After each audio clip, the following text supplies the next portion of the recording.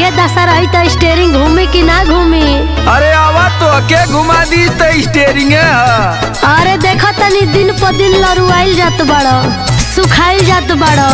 अरे ये ड्राइवर कहते हैं जितना इंजन गरमाला पावर बढ़त जाला।